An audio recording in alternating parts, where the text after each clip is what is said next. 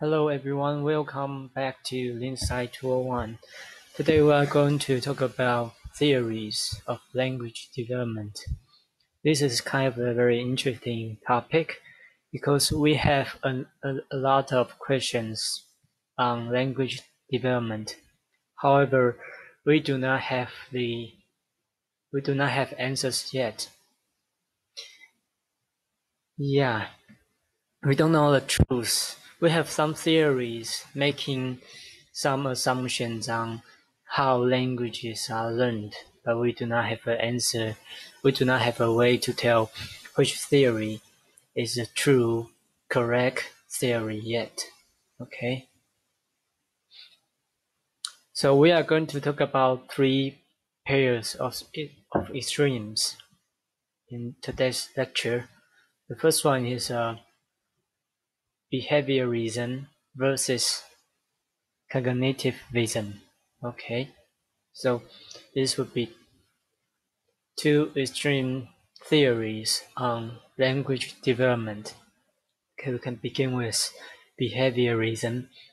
So behaviorism is proposed by Skinner. Okay, his idea on language development is that language is learned by imitation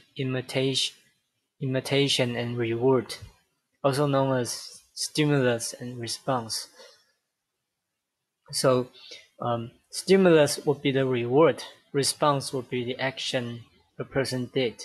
Okay, so you give a child some stimulus and try to make him to do something, to have some action, and there will be response.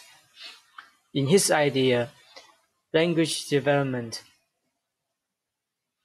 does not involve the mind. Okay. So actually you can click on this link to see what Skinner's theory is, to know in more details. Okay. And this video is very interesting. This video is talking about how Skinner's theory, this stimulus and response, is applied on game designs. Okay. However, for current date, no one really believes in behaviorism in about language development. They don't think behaviorism is the right way to explain how language is learned. Okay. On the other hand, we have cognitivism. Okay. So from this perspective, language is a system of the mind. It has some complicated intrinsic system. Okay, so learning involves active mental processes and the acquisition of symbolic knowledge. And the most important person for cognitivism is Chomsky. Okay, so it just means that language learning is complicated. It just is not just as simple as the stimulus and response. There's a complicated mental process inside language development. Okay, actually, you can take a look at this video. This video is made by Boy He. She has a very nice summary of Chomsky's critique on behaviorism and language acquisition. Okay.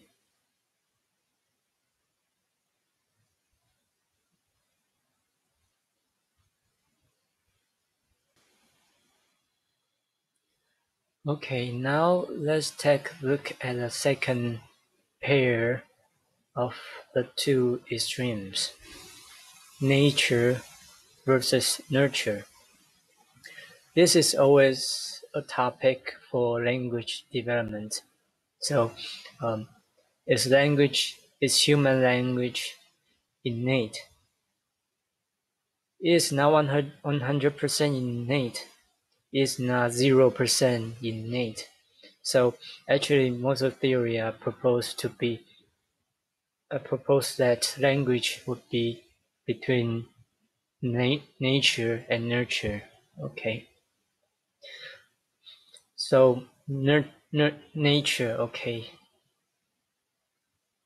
Nativist view. Okay, Chomsky again. Chomsky is proposing this perspective of view. Okay. The mind is a set of essentially pre-programmed units. So everything is built in already.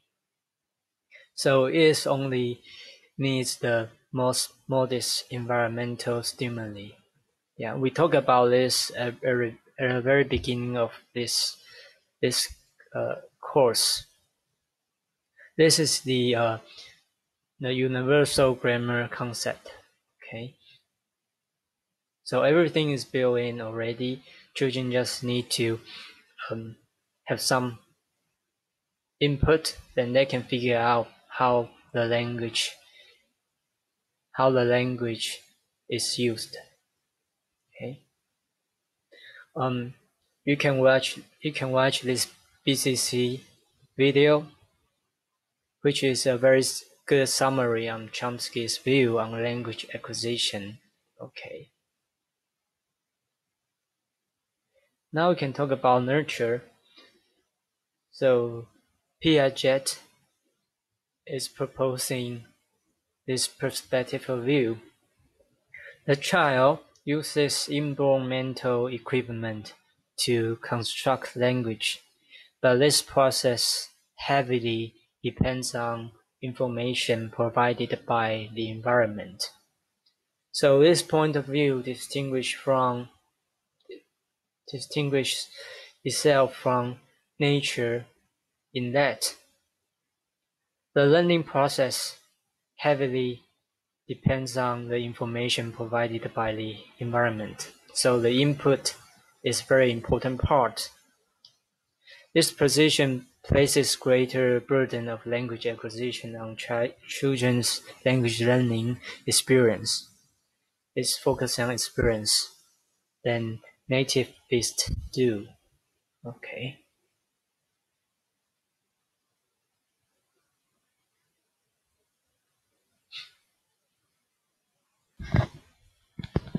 Okay, now let's talk about another issue, whether language is an independent module or it is a general cognition function. Okay, which is language specificity versus general cognition. From the perspective of a language-specific view, which is argued by Fodor's modularity thesis, the mind has many separate self-contained chunks. It has several independent systems, and language capacity is one of the independent systems. Okay. Modules are domain specific. They only use one type of information. So it means that if this perspective is true, then it means that there's some place in our brain which is only processing language and language only. Okay. So modules are informationally encapsulated and autonomous. Okay.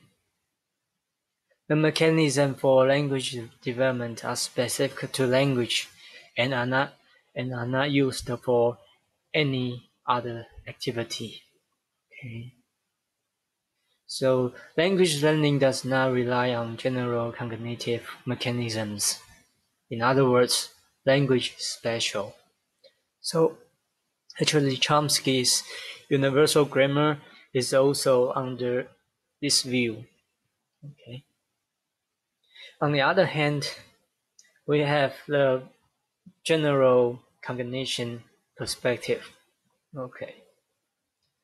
From this perspective of view, language acquisition is the outcome of general cognitive processes of learning. It means that learning language is not that different from learning other activities. Okay. So again, we have some questions, but we do not have the answer. But let's go back a little bit. So, behaviorism and cognitivism. In this pair, actually, cognitivism wins. Nobody believes in behaviorism anymore about language development. So this is no longer an issue. But for the other two pairs, we don't know yet. Nature, nurture, and language specificity versus general cognition. These two are the remaining issues. Okay. Thank you for the. Okay, this is for today. Thank you for listening. Remember to do the quizzes.